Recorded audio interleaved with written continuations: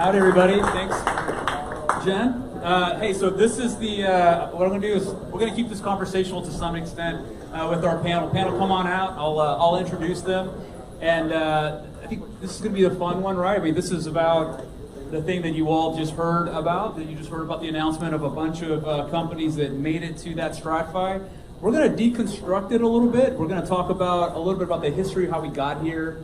What are some of the interesting innovations that came with the AFWERX approach to this process, because it is a little different.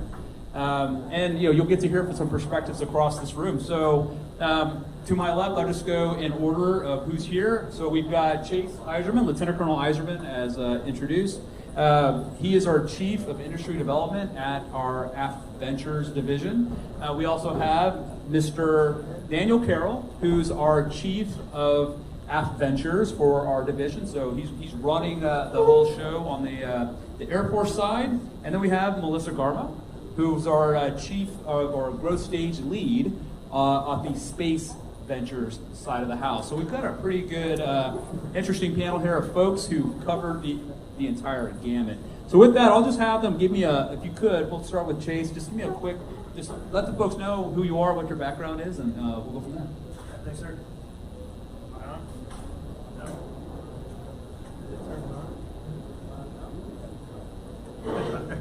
Hey, Chase Eiserman, career contracting guy, 19 years of active duty service, so acquisition professional. I came over to AFWERX about 4 years ago, helping on the venture side, and then contracts me support for the team. So, got some friends here in the audience. So, great to be here. Thanks. I'm Daniel Carroll. I'm the AFVentures Director. So I'm also the Program Manager for the Small Business Innovative Research and Small Business Technology Transfer, SBIR, STTR, for the Department of the Air Force. My background is acquisitions, program management, and engineering. Worked through Kessel Run, Chief Engineer there. Also was at Special Operations 15 years in acquisition there, and various roles working at the cutting edge of technology. Thanks, Daniel. I'm Melissa Garmoe. Oh, mine's working. Sorry, Chase. I win. So I've got about 20 plus years of acquisition experience. Started out on the contracting side, worked with the laboratories, worked all the way through transitioning tech. I like what we do at SpaceWERX. I think it's a really unique opportunity. And so the Sitter program was really near and dear to my heart early in my career, and I'm so excited to get back and help transition technologies through it. Thank you. All right, thanks, Melissa. Hey, so I want to go back and deconstruct this a little bit. I'm just going to get a show of hands. Who is very familiar with the phase 1 through this whole STRATFI process? Let me see some hands out there. All right, so less than I thought, which is terrific. That's exactly why I wanted to get after this. So, before, we just announced a bunch of companies. We're about to talk about the product, and I think I would say the innovation that is the strategic funding increase that AFWERX has put together. I think it's important to kind of take a step back and think about how we got here, why we got here, from a traditional kind of phase 1, phase 2, maybe follow-on phase 2 history. I think there's a lot of timing and a lot of interesting capability that we went after to bring that in here. So Daniel, I want to focus this one towards you. Can you walk the dog a little bit with the audience about some of that process from phase 1 to 2 to into those larger funding instruments? Sure. When we talk about the SBIR, STTR, what we're really referring to is the Small Business Administration. So they have a set-aside program where it's really seed, they call it the seed fund. And what we really are, we're participants with SBA. We work with many agencies outside Department of Defense and also within the Department of Defense. So those are set-aside funding. It's based upon the research, development, test, and evaluation. These efforts are started off at a phase 1. So that's a concept study where they're limited duration, and the output there is really make the feasibility study case. Is this an innovation? Is this a technology that's worthwhile in moving on? I want to stress this is highly competitive across the entire SBA and within the Department of Air Force just to get to a phase 1. After completion of phase 1, then you are eligible to compete and submit and go for phase 2. The output of a phase 2 is really looking for the military user is a prototype. so they can show a prototype capability of that innovation or technology. And that, for us, with the Department of Air Force, we're looking at probably a 2-year contract. We award contracts for our phase 1s and phase 2s. So the phase 1 is roughly a 3-month to a 9-month effort.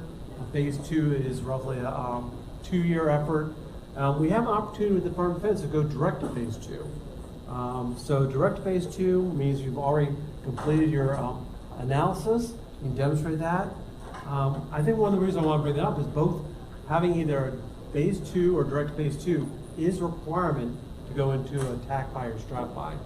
But that's a history about how we're using the SBA program in order to get to phase 1s and phase 2s to build out prototypes. Thanks for that, Daniel. And Melissa, I mentioned earlier that the way we approach this, I really do believe it was an innovative approach. We approached it different than a standard follow-on phase 2 as we get into STRATFI. Can you talk about a little bit about what makes us a little bit different, and what are some of the requirements that we put into this process to ideally assist with some success for these companies? Yeah, so the STRATFI process or the TACFI process, we're really looking at who are the end users, who are those PEOs, who are all of the players that will transition this technology.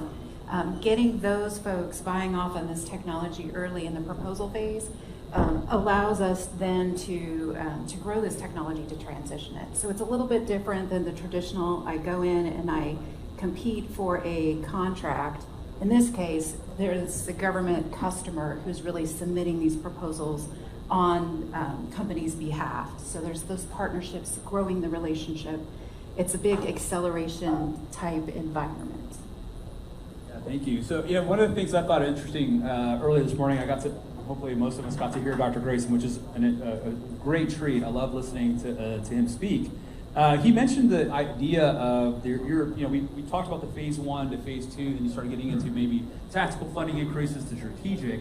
The intent there, and I think some of the idea of how do you get access to those end users is what I believe is some bit of business development and market making even within our organization, right? And that's not easy. I'll tell you, we don't train our folks. I don't know if there's any business development officers out there in the DoD necessarily, but it is an interesting space if we're going to go fast. There are a lot of pathways to transition also. So Chase, talk to me a little bit about that. What are some of your thoughts there on, what does transition really mean, and what are some of those potential success pathways? I think you hit it, sir. I mean, we don't know everybody in the Air Force either. I get this question all the time, right? Connect me with so-and-so, or where do I need to go? And we ask the same questions to all of the PEOs or reach out. We're doing a much better job of being connected, but we aren't necessarily. But that's your role too, right? So through every single phase, including if you are fortunate enough to get to STRATFI, it's business development and those continued connections. So Dr. Grayson, you mentioned, sir, talked a lot about programs of record. Most of the things that we see in fund are at that subcomponent level. So now we're talking about integration into a program, not a standalone program. So dollars at scale for most of the efforts that we see are going to be independent contracts across command, services, federal government agencies. So scale is a concept that you need to take into account. It's not just going to be one major customer. It's probably going to be hundreds of independents and dollars in smaller amounts. So that business development is key through the entire process. It should never stop for you. Because the other focus of the program, you brought it up from the SBA side, is commerciality. So if you're not going to that commercial route to get through the valley of death and get over all your consternation of the bureaucratic process to the Department of the Air Force, you're missing that opportunity too. So business development is key through the entire process, whether you land with us or move on to your commercial application. I just want to add something to that. So one of the things that SpaceWERX does a little differently is we have these challenge definition workshops, and those definition workshops are, they want folks to ask like, what are our problems? We take those definition workshops to really really tease out what the problem is that we need to resolve. And so it's a great way to get involved and know what the Space Force is looking for in the future. Sorry, go ahead. No, that's terrific. No, I appreciate that. One of the one of the things that happens, so I think the only, the one constant we have is obviously change. I mean, this program has evolved over time. Somebody brought up, I think a little earlier, asked the question about focus areas. One of the innovations that we do have is, we split the topics. We split the portfolio. And there's a little discussion of scale here. So, half of a portion of our portfolio, it's not necessarily half, about 40% is dedicated to specific topic areas, which gets into those kind of interest areas and focus points. Open topic, I know at some point in the past did have focal areas, but the cool thing about that is that it does open the aperture, right? We're not we're not missing companies in that approach who can potentially get involved if we didn't think of a focus area that was important. So it really does help us capture those technologies that we may have never envisioned. But along that way, I think that's what really it gets at the heart of it as far as like a dual use capability, because you're going to be creating that capability. We talked about making markets. We talked about trying to get those customers out there. But Dan, if you talk to us a little bit about what are some of those good advantages for that dual use? How is that de-risked, and how is that usually seen by our community? Right. So really, there's a lot to unpack there. So one of the things what I do want to go back double tap, and I want to make sure the audience understands that when we go through a phase 1 or direct to phase 2, we also are looking at areas where we're looking at both Air Force and Space Force. We're also looking at the programs which the SBA provides. So that's a small business innovative research. There's a requirement to be eligible for an SBIR. There's also small business technology transfer. That's very similar to SBIR. That just requires you to have a research institute as your partner. So we look at all those avenues in there. You brought up a good point, specific topic and open topic. We're unique within the entire DoD to really start off with open topics. And this last year became law that all the Department of Defense agencies are required to have one open topic per year. So what does that mean? Well, specific topics where we have a known requirement from the user, they put out what the requirement is. And then small businesses can submit proposals to that. Open topics that we're gathering in those ideas from a small business. And now we're using that technology to try and match it up to an organizational capability there. So both of those are interesting areas. Both of them have a flavor of dual use. Both of them have the capability to really, we're looking at the commercialization aspect too, because we want, our end goal is not only to have the studies and then also do the prototype. Beyond the SBIR dollars, we want to have successful transitions. So within that, the SBA, our goal is also to look for the dual use capability, be able to scale it into production. So those are things which early on we're looking at. I want to have something which Chase says that we're here representing the Air Force and the Space Force, but we work very close to all of our other joint partners environments. A lot of the technology we're developing here, we find there are common threads. We're developing aircraft technology. There's aircraft within the Navy and also aircraft within the Army that we have applications for. Space is a great example. All the services touch upon space. There's integration points there, which Space Force is working across those areas. So innovation technology, you need to look across the realm about potential warfighters and guardians and outside the joint community that can help support those transitions. Excellent point, Daniel. We talked about a little on the focus area side. So Melissa, what are some of the focal areas for space right now? Yeah, so we started a series of challenge definition workshops, successfully completed a tactical responsive space. There's a digital spaceport of a future initiative that the folks are working through right now, as well as an alternate P&T. All very big, meaty, difficult problems, and all have a place for small businesses to really provide some input and provide some really ways to go fast, for sure. So another thing I wanted to bring up to this audience, and I hope my numbers are right. I did fact check them, and but we'll see. So there's about 1.8 billion of SBIR dollars that are allocated to the DoD. Just to be clear, this is not a flex, but I just wanted to explain something, that the Air Force, the DAF, the Department of the Air Force, has 1.3 of that. So I just want you to let that sink in for a minute. What does that mean?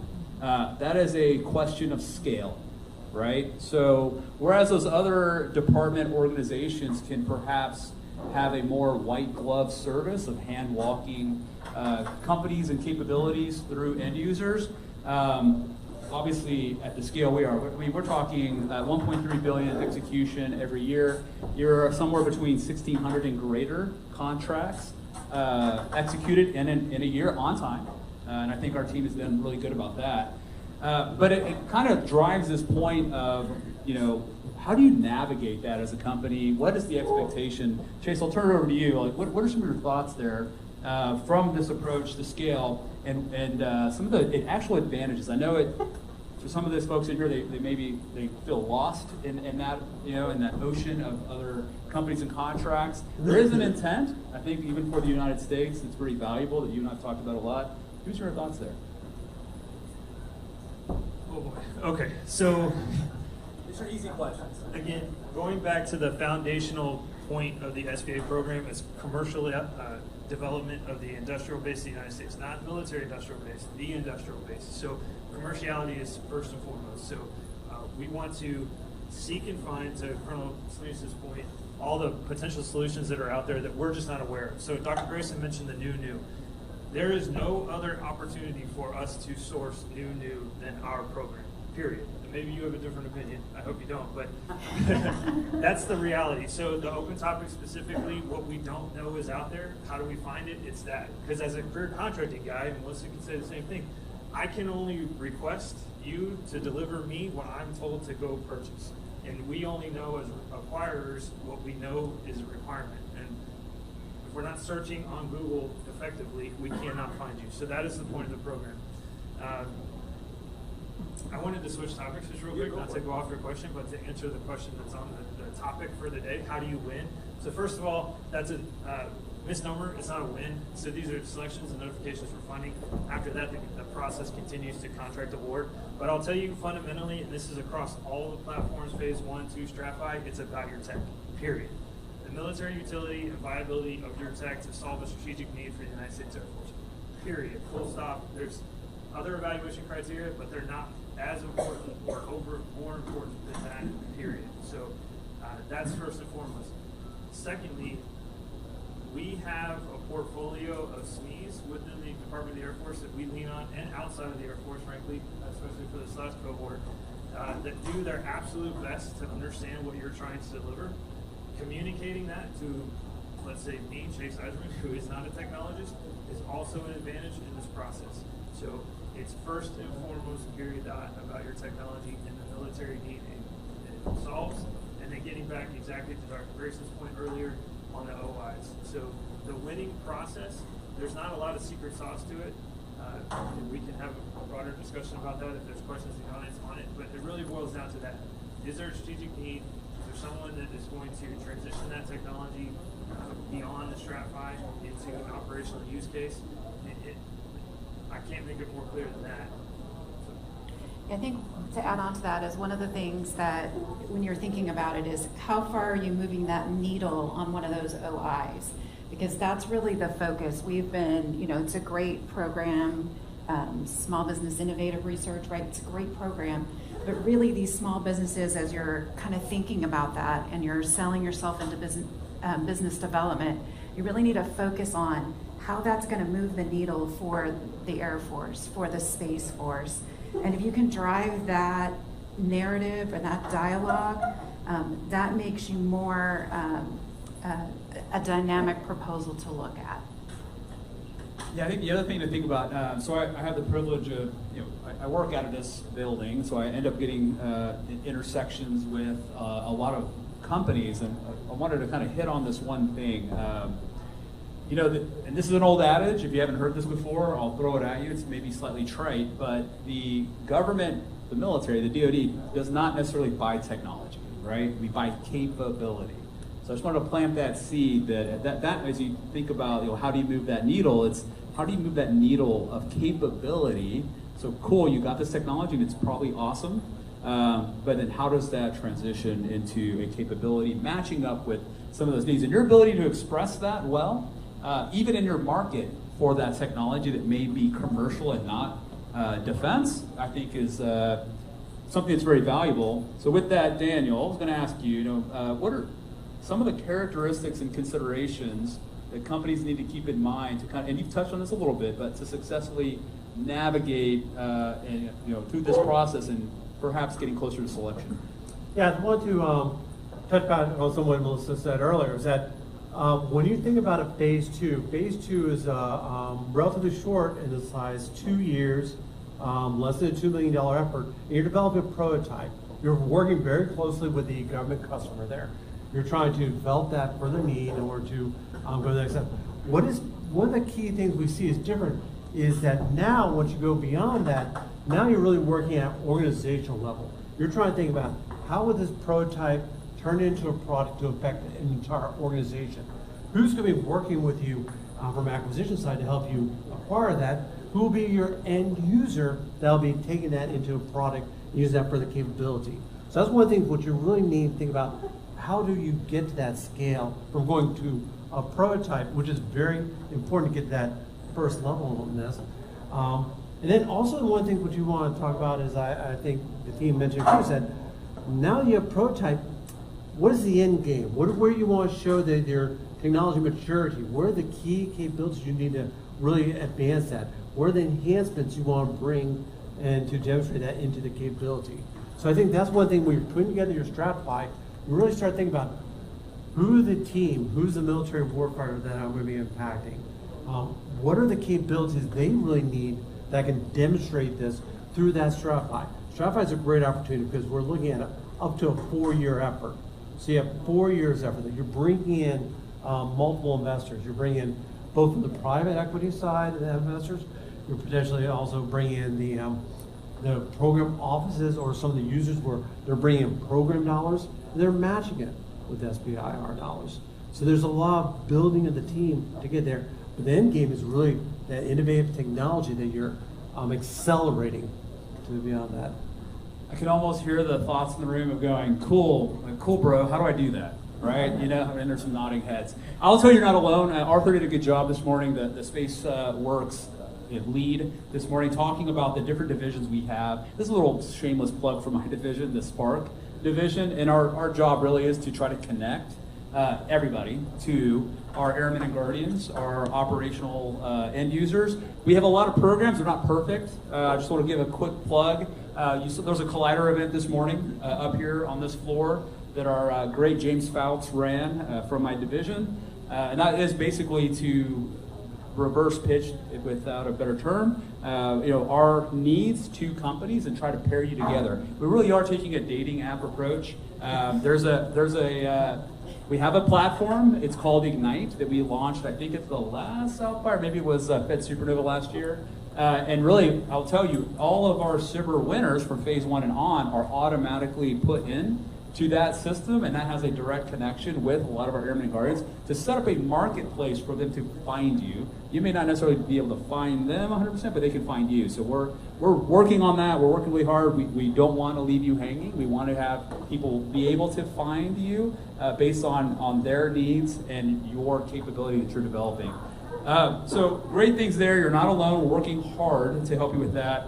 As we start to wrap this up, again, we talked about earlier, a lot of things are changing. We had the OIs last year that came out, and we've been looking at how to make sure we're covering those gaps. But there's also a 2023 strategy for technology or science and technology. And I was going to ask this one to Melissa. What are some of the takeaways from that new S&T strategy, and how will it drive our approach going forward? Yeah, so I think that strategy is a really great document because it's at the national security level, and I like it because it talks about AFWERX and SpaceWERX. We're identified in there, but it talks about like how do we now make this a ecosystem approach. So one of the things that STRATFI TACFI did this last time was looked at how do we deconflict, how do we work with our counterparts to make sure we're investing in the war-winning technologies, right? So that we weren't doing something in a rabbit hole versus, where the Army or Navy or, another office is going. So I think that's definitely a big piece of it. It's also like, how do we map that out, right? So like we have FFRDC, aerospace supports SpaceWERX. So that interconnecting of the entire innovation ecosystem, DoD, industry, academia. That's what you're going to see more of in the future, for sure. Awesome. I think folks hopefully are getting pretty excited. Melissa, I'll follow on for you on this question. So in the spring, we have another opening for TechFi STRATFI coming up. Pretty exciting. How do people get started? You get started by having a phase 2 contract. If you have a phase 2 contract in the last 2 years, you're already on the path. And then looking for your customer or end user to kind of build that package to put in. But it's going to be a great competition. We're really hoping to fund and hear some more announcements of strategic funding increases. And then also working with your dual use partners in industry, right? To kind of collaborate and kind of bring a product together or a package together that would really show how you're going to move that needle in the space area. Yeah. Hey, so really, if I could just add on that, I want to take this platform to really thank my team here and the great collaboration we have with SpaceWERX. I think one of the things which I'm really proud of the team is that one thing they were able to do is this is our 4th iteration of doing the STRATFIs, and we're able to look at every time, how can we improve the process? How can we improve our capability working with the warfighters, working with the Guardians, working with our partners? How can we also make this faster? Where can we be able to streamline the process of coordination? So one thing which we didn't think were possible is that now we're actually doing 2 STRATFIs, and this is not going to be necessarily permanent, but we are doing 2 STRATFI notices within 1 program year. Previously we did 3 years with notice every year. Now this is the first time we're doing it twice in 1 year. So we're looking forward about how we improve that process. And we also brought in a lot more of the coordination with our government team. So these are government submissions where we really need to have the 06, the warfighter commander saying that this is what they need, and this is how they're prioritizing it. Yeah, now that you have a phase 2, go to our website, AFWERX.com, under divisions. Find the STRATFI TechFi heading. It'll show you all the ratios and everything else. All the applicable documents are at the bottom. Our shipping in the back is going to host here on the 14th a kickoff on our weekly webinar series under the Ventures team. And then the 21st, I'll do a wrap up on the STRATFI release that just came out today and give some feedback on that one. And then you can contact us there at any time. So. All right, now hold on a second. So just real quick before we go that route, final thoughts, saved rounds. What did I not cover that maybe is on your mind? I'll give you one more shot at that. Since we have a little bit of time, maybe we'll grab some questions. So Melissa, you go first. Any thoughts there? No, I think we pretty much covered everything that I wanted to get across to the team here. I think it's good. All right, Daniel, final thoughts. One thing I'm very proud of the SBIR SCR program. I just want to also make sure that people realize that there's other opportunities that you can leverage from SBIR into those other areas. Or otherwise, if the SBIR is not the right fit for you, make sure you look out there. There's a demand signal across the entire Department of Defense that we need to find innovative technology. We need to build the industrial base. SBIR, STR is a great tool. We've been able to demonstrate, Riddler, I think you pointed out that within our budget cycle, within the FY24, it's still growing the amount of funding that we have available. That's why we're looking at even more opportunities. But all these, we're really basically using that to leverage other research development opportunities out there, also the procurement dollars out there. So I want to make sure that people say SBIR SCR is a great start, but I'll make sure you look and see where your product or your innovative technology can apply other areas. That's a great point. So on our program specifically, so the lead customer has to be from the Department of the Air Force, including the Space Force, but anybody else in the federal government can partner as an end user. They can also bring funds to this. So that cross-agency collaboration is exactly what we're looking for. Last thing I want to offer, just even on our program, none of the research and development funds that we offer are the magic bullet or the roadmap, the golden path to get to transition. All of this is we're along for the ride and study and to see where the outcome is. Business development, again, going back to where we started, is required through this entire process. With that, especially in our program, there's a transition paragraph that tells us, the reviewers and the team, what the plan is for 4 years post, once you're wrapped up with your STRATFI. What does the budget look like? Who's going to be the owning match member? Is it actually going to turn into a PEO, or is there, that operational, tactical use, multiple contract type of activity that's being pursued? So, industry folks in the room. That's important for you because that's your roadmap to what happens post-STRATFI, and that's your collaboration back with the government. That's something that you're doing. Yeah, and I'm going to leave you, before we get into any questions, real quick. Here's the important thing. There are barriers to transition. There are valleys of death, and you've always heard these terms, and they get overused a lot of times. But they're real, and they exist. So, right, I mean, I've mentioned the opportunity to sit down and talk with a lot of the companies around here. The valley of death, people have heard me, some of my teams probably heard this so many times, they're tired of it, is time, right? And you all know that in your company, you're burning cash, you got cash burn down every day, you've got people doing things. If you're sitting around not producing or able to transition your product, you're burning money over time. Over time is money, and at some point, that's where we get into that valley of death. We're very aware of that. We're very sensitive to that as an organization also. And here's the nirvana moment for AFWERX, and I feel comfortable speaking on behalf of all of AFWERX for this, is if you have a capability, a technology that we want, we're excited about it, you have an end user, so that's the assumption of a STRATFI, right? You have a program executive level person who's really excited about what you're doing, and you're producing it well enough to matriculate to a STRATFI. There should be no earthly reason why we're not able to make that happen. Now, there's one of the things you mentioned, Daniel, are funding cycles. That is a thing, right? So, and Dr. Grayson mentioned it too. And I think this is the value of the STRATFI. When you have all of those things I just mentioned before, and those assumptions are met, this gives your end user organization some runway to go figure that out, right? Over that STRATFI period. And hopefully this has been a discussion for a while. So it basically gives you some runway. But here's the other thing. I want all of you to not be a passenger on this and be thinking about that. If you have a technology that deals with humans, there are things called human subject research certs that you may have to navigate. And if your TPOC or your end user hasn't mentioned anything, get smart about it. If you are a cyber technology, you will have to get through a risk management framework approach. And if you don't wait for your end user to make you smart about it, because sometimes, unless they just happen to have that capability and that talent on the team, they may know as much as you, which may not be a whole lot about how to do that. But get the conversation started as early as possible. Not everybody will need something like that, but you might.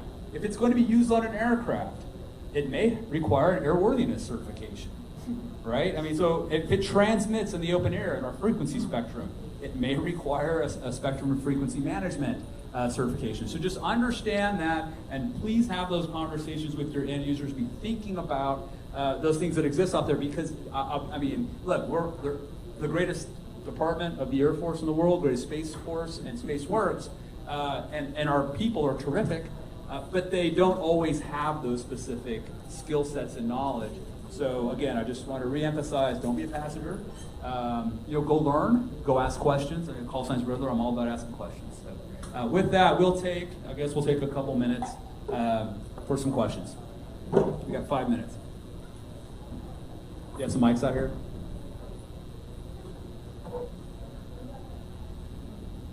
Thank you. First of all, I want to thank you guys. Having gone through a TACPI process, I had no idea how much work you guys do in the back. You're hurting organizations and people so much. I want to especially thank Chase. I watched him run a sprint over the course of a marathon, and it was amazing. So I noticed on some of the award winners, we know very well a couple of those companies, and we know that also they're not specifically a dual use. It's high military use. In particular, one of these that were chosen and that will be used, I don't even know that there's going to be a commercial use for 5 or 10 years for that, but there is an immediate Air Force use for that. What is the qualification for dual use? What are you really looking, it says dual use, but obviously that's not the most important thing. What is that whole understanding that we need to have to go after a STRATFI? I'll turn it over to you. So in terms of our website and how we use the terms dual use versus government only, that's specifically identifying funding comparisons. So it's whether the government or you, the company, are going to bring money to the table along with us to the STRATFI or the TACFI funding mix. In terms of the actual true technology dual use. If you have any thoughts specifically on that. So again, the foundation to phase 2 is commercial dual use technology. I mean, that's foundational to the SBA's program. So a commercialized opportunity has to exist. I don't know about a time horizon. I don't think there's anything mentioned in the Super Sector Policy Directive specifically about that, but tangentially it has to be related. But of course, when we're talking about, it's not just SBA money anymore at this point. It's government, potentially O&M funds are pouring into this. Now it's the real deal. We're ready to start transitioning this technology and getting into operational use. So I don't know, that's a great answer for you. I think one of the things which are also, the team, when they're transitioning, they do look at those and they do say, if it's not an immediate need right now that the commercial industry is driving to, is a potential that will be in the future. So we have to consider that. There are quite a few military technologies that have been adopted into that. So we realize there may have to be that push. That's not our first way of going through that. We'd rather see the push come from the commercial side. But we do say there are instances where there's a driving military need to carry that forward.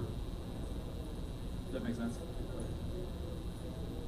Let's go right there. Yeah. So my name's Ian Villa. I'm the COO and co-founder of a startup called Whisper Aero. We've raised $50 million in Silicon Valley venture capital. We have the quietest, most efficient propulsion out there in terms of capability, and enable 10 times lower overflight for counter UAS, ISR, air launch effects. I want to win a STRATFI. Just closed 2 phase 2s last year. Can I actually propose 2 STRATFIs and get them both awarded, given that we have a bunch of venture dollars to match? And then also, who should I be talking to at AFSOC, AFL-CMC to make this a reality? The connection piece we'd have to follow up with you on, not knowing that off the top of my head. In terms of, can you submit for 2 at the same time? Theoretically you can, but you can only have one that is awarded after selection at a singular time. What if are you guys doing a STRATFI TACFI cycle this time? And could I technically STRATFI and TACFI and get one in the second? What do you mean? So once you are awarded either a TACFI or a STRATFI as a new contract after an eligible phase 2, that phase 2 in particular is now no longer eligible for follow-on funding. But at 2 phase 2s to play with. Correct. But you can only do one STRATFI at a time. Got it. So in the next space one, if it's space utility, we've got an opportunity coming up right now, and then we'll have one later on in the fall for STRATFI, TACFI again. And then in a world where I STRATFI one and I phase 3 the other, is that a reality, or is that am I making stuff up? No, absolutely. Yeah, if there's independent R&D that needs to continue on post phase 2 for a specific use case, certainly you can apply. And then phase 3, that can be accounted towards the government matching funds. Cool. I'd love to show you the tech. We're at the startup call later today. Awesome. All right, I think we have time for one more. I'll go way back there with the black hat. Thank you, guys. Appreciate it. I have a company. We've taken 8 SBIRs now, 5 phase 1s, 3 phase 2s, 3 different DoD agencies, clearly solving a national crisis and security issue as well as a number of other things. But I'm curious how to approach and take on the investor dollars. So maybe my friend over there with $50 million of venture capital is the person to ask. But I'm kind of curious on should we be pitching the STRATFI to them, letting the investors know about this, or which way around to sort of do some of the conversations around sort of investor dollars in relation to STRATFI, TACFI? You want to hit it first? So one of the things which we want to do is that the way we set up STRATFI, it is unique. It's a pilot program with SBA. From our perspective, we really want to see the matching funds be used as an incentive to other ones. And so we are typically, in theory, on paper, the last one in there. So we really want the team members to bring the program office funds from the program office, or where the small business has partnered with them and small business already brought in their investment funds in order to look at that matching. So there's always a capability to have a STRATFI. I don't think you should, I wouldn't offer to build up your independent investment advice on winning the STRATFI first and then getting it. You need to have the funds in place in order to support it. So that's one of the tools in order to say, is really that credibility of the technology, and then you have a viable plan for that technology. Great question, and thank you, Daniel. Thank you, panel. We're out of time, but that's not all. So tomorrow, during the afternoon, there are office hours, and I think there's an allocation of time for STRATFI, so there's more time to get your questions answered with that team tomorrow on the floor. With that, thank you so much for your time, and it's great talking to you all.